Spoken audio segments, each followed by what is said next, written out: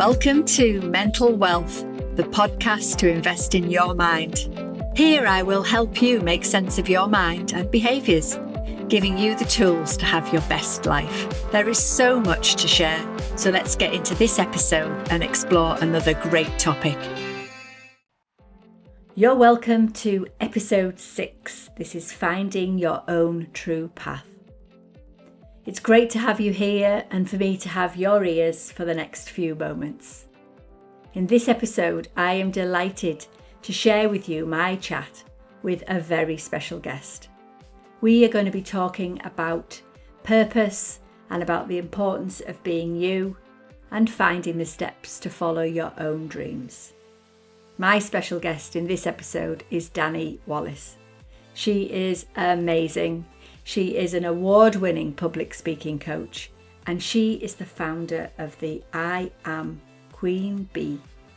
Here's my chat with Dani. Get ready for a fabulous conversation. So I could not be more chuffed to have the lovely Dani Wallace as a guest on this new podcast. Welcome, Dani. Thank you for having me, Alison. And you know what? I could not be more chuffed that you just said chuffed. It makes me, I'm a Prestonian. It makes me feel right at home. We're both Northerners, so yeah, brilliant. So what I'd love to talk to you about, and I know you've got so many stories, your own stories that other people have told you about purpose. But before we do that, tell everyone a little bit more about Dani Wallace.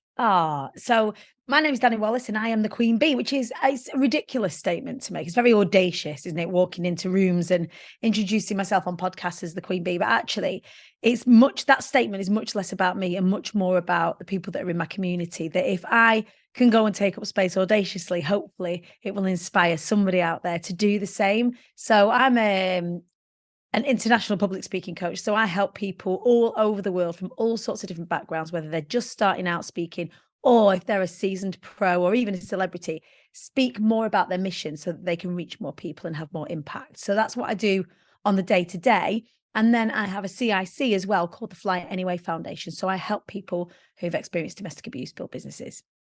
Brilliant. And who better, I should say, to have on this podcast when we're going to talk about mission and purpose and direction, when that's exactly what you're doing. I love that. And I love the fact that, you are saying, here I am the Queen Bee, because I think that's the problem. So many people don't do that, do they?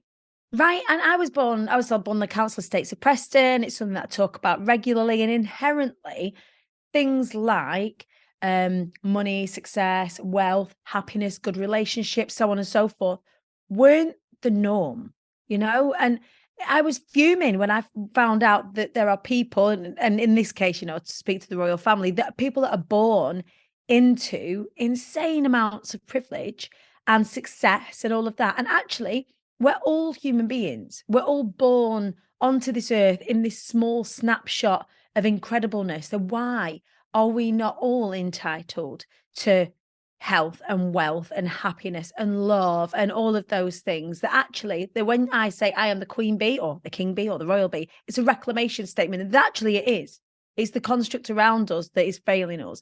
And the more that we can take up space audaciously, the more we can reclaim that for ourselves. Definitely. And I hear so many people who are unsure how to start or feel uncomfortable. They actually feel uncomfortable with shining. I even have clients on one-to-ones who start saying something good about themselves and then they're making an apology. And then they'll say, sorry.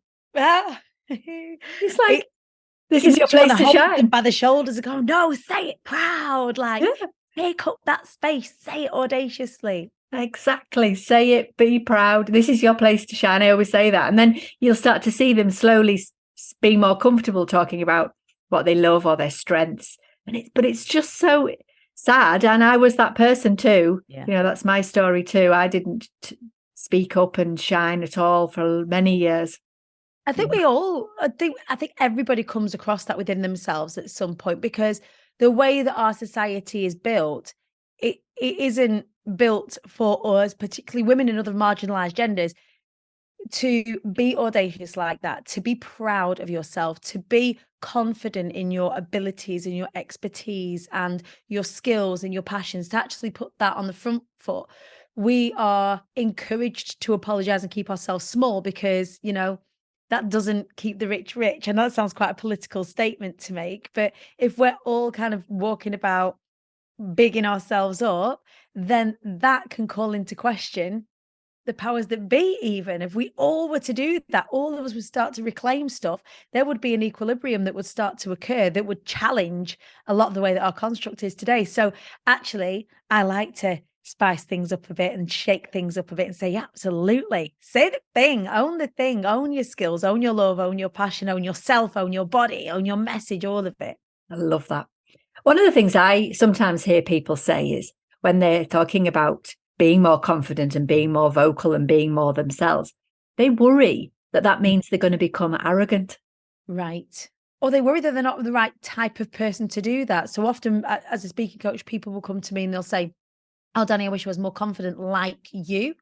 And actually, there isn't anybody else like me, just as no one else like that person. They mistake bravado and extroversion for confidence. And that's not the case at all. Some of the most incredibly confident people I know are introverts, and some of the least confident people I know are extroverts. And I think as soon as we start to understand actually what is confidence, then we can start to take up space a little bit more. And confidence is just knowing, like, Yeah.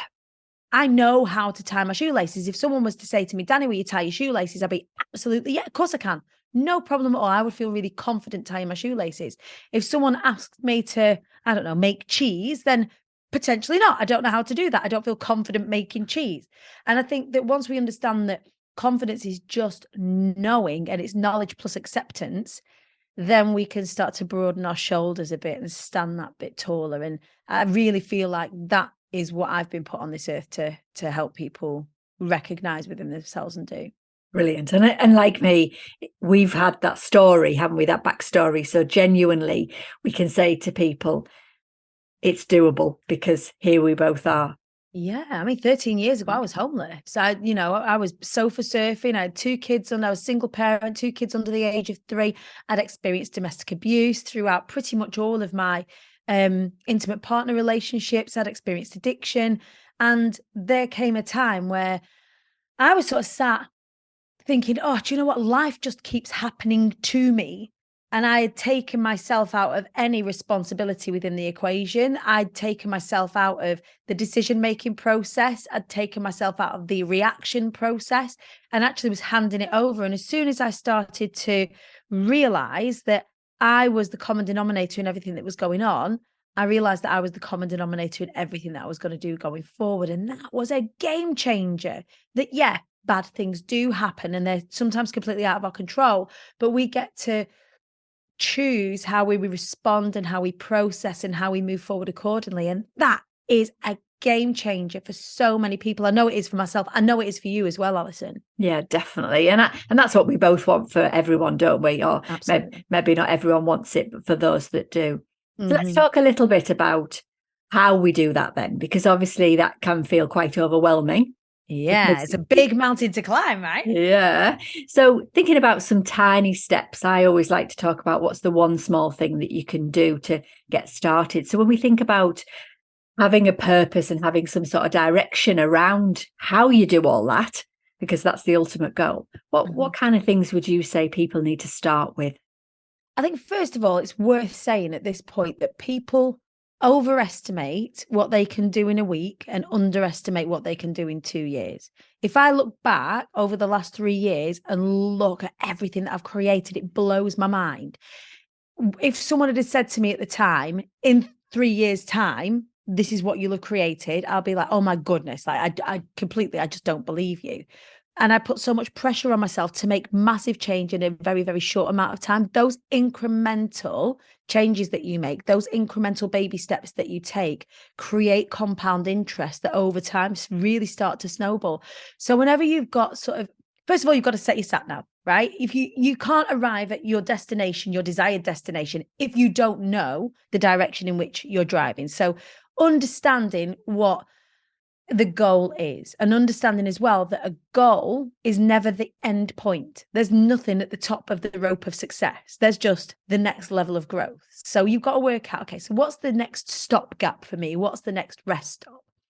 And then once you've set the sat nav, it's making sure that every day you've done something incrementally. So some days you'll have productive days, and sometimes some days you'll have important days where you'll do busy work, lots and lots of things in one day, and you'll feel very accomplished. Some days you will just do one thing, but actually that one thing, that phone call, that email, that tidying up of your room to clear your mind is actually the thing that's going to move the needle for you. So understanding that there are going to be busy days and there are going to be important days, and important days don't necessarily have to have a lot packed in them.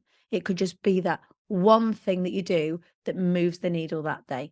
So important to hear you say that. And I love that busy versus important, isn't it? Because so many people, when they have a day where they feel like they've been unproductive, can then be quite hard on themselves, be quite down. And so then the cycle starts where they then the next day they've lost the motivation. Yeah. And I think it's really key, isn't it, to think about those days where it's something really good has happened. Yeah. Let's absolutely. celebrate that. Yeah, 100%. So yeah, understanding the difference between the two, and that it is always transient. So we're on whenever we are aiming towards anything, it's a roller coaster whether we like it or not. And some days we're going to be flying high and we're going to be, oh my goodness, I'm unstoppable, I'm the king of the world. And then some days you're going to fall, and we do this cyclically. I mean, women and people that have female reproductive organs find themselves in a cycle of energy anyway. Tapping into that's really quite important. Even if you don't and you work within the cycles of the moon, you'll often find that some days you'll feel more productive, some days you'll not feel productive. And it's okay to be in expansion and retraction, and allowing for that has been a real game changer for me, certainly from a mental health and physical health perspective in the last 12 months. We were just talking, right, before we started recording, that you were really pleased to see that I'd been taking some time in the run up to doing a big event that I've just got back from. Definitely. Because I hadn't been, I'd go at 1,000,000 miles an hour, and this expansion and retraction thing is something I've got to be really conscious of even now. Definitely. And we all have. I mean, that's often the thing when you are wanting to follow your dreams, no matter how big that dream is, of course, it doesn't have to be an enormous thing. In that, we've got to have some self-care, haven't we? Yeah. Pause to go, stop to start. That's what we talk about, within our community, like pause to go. You don't, even a marathon runner has a break in between runs. They might run for a long time, but they still have a rest and recovery period so that they can build their strength up for the next bit. So important. So yeah, that's really, really important. Brilliant. Okay, let's think about one more thing. I like to give people that one small thing that maybe they could take away and kind of make sense of it for themselves. What should we give them as the one more thing that they might like to focus on? I think, when we was talking about importance, that what is important to you is absolutely valid. That if I think about, the goal for me when I was sort of sat, I was in the car, it was raining. I didn't know if I'd just kissed the kids goodbye or goodnight. It was a really difficult time. I'd lost everything. And I decided that, either life was going to continue happening to me or I was going to happen to life, take back that responsibility, and, understanding that incrementally every day, taking a little bit of action, taking responsibility for those actions is really important. But understanding that what your goals are really important and worth absolutely cherishing. We're only here for a little window of time. And when you find yourself falling or being pulled into positions whereby you aren't happy, then you don't get time back. You can make more money, you can create more experiences, but you can't ever get the time that you've got. You're never as young as you are today, right? And so when we start to consider ourselves as finite beings, all of a sudden, understanding that if we're a finite being, what the hell do you want then? Like, what do you really want? It might not be what you think it is in your day to day when you don't give this extra consideration. Like, this might sound a bit not boring, but a bit like existential, like, oh goodness, like it's quite dramatic, Dani. But I wouldn't do the things that I would do if I weren't thinking like that. Otherwise, I'd just be letting one day go into the next, go into the next. So for me, it was always, if ever I survive this situation, I will spend the rest of my life helping people take up space where they might not have done before, and helping people who've experienced domestic abuse in some way, shape, or form. That was my purpose. That was my due north. That's the thing that gets me out of bed every morning. That's the thing that if I get to the end of my life and someone goes, what are you most proud of? Yeah, of course, I'll say my kids and my family and the people that I'm surrounded with. But like the legacy thing for me is really, really important, that I want fewer people to experience what I experienced and what so many other people experience. I want people to generate confidence for themselves, financial well-being for themselves, all of this sort of stuff. So if someone asks me, have you done that? And I can answer wholeheartedly, yes. Brilliant. Then I've done what I've said that I'm going to do.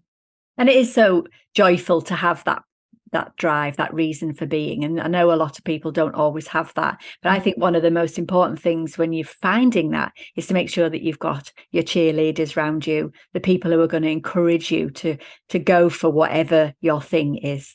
Yeah, and you don't have to marry anything either. This was the thing that blew my mind, that I always thought when I was growing up I was going to be a singer. That's what I was going to be for the rest of my life. That's what I was going to do. I couldn't think of anything else I would rather do.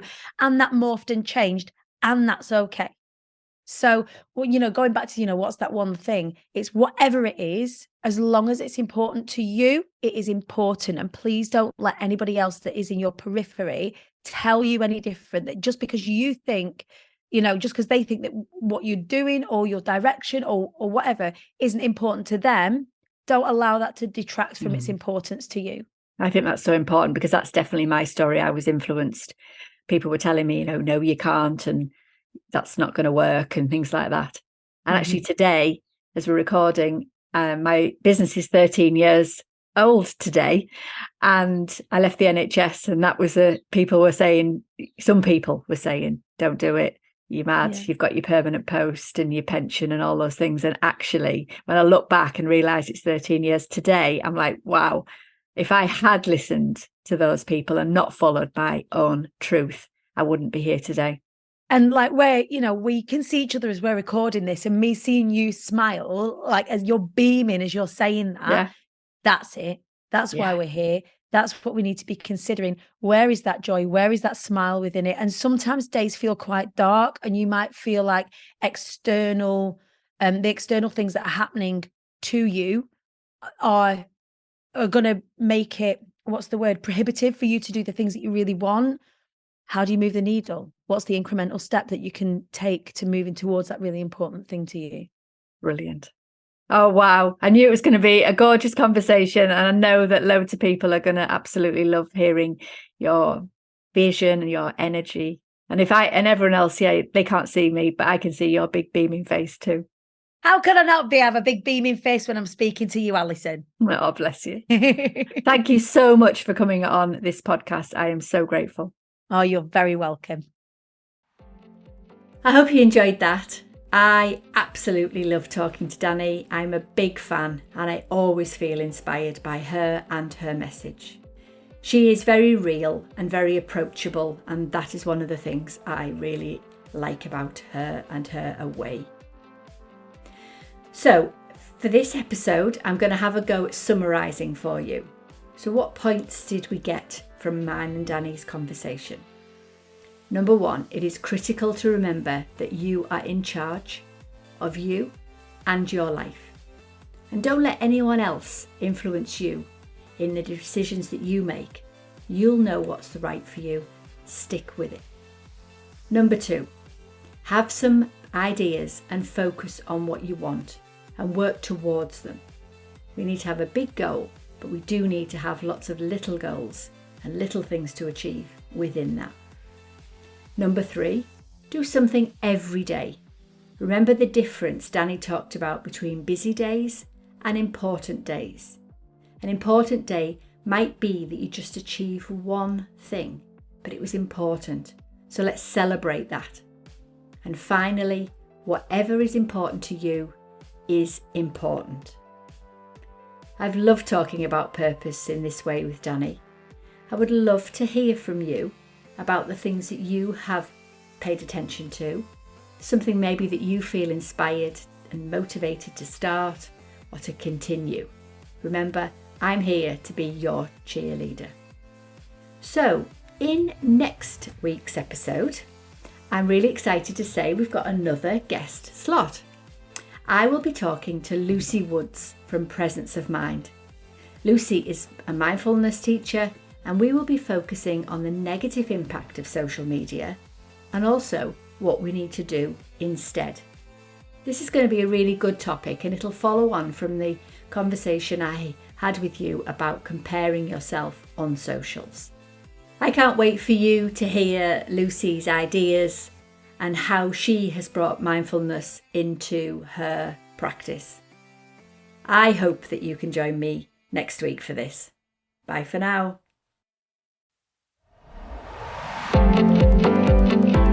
Thank you for listening and sharing in this episode of Mental Wealth. Remember, you can subscribe wherever you get your podcast. My last question to you is, what is the one small thing that you can take action on from this episode?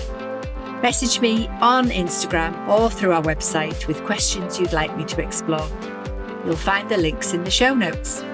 I'll be back with more tools and tips to make sense of your mind in the next episode. In the meantime, be kind to yourself.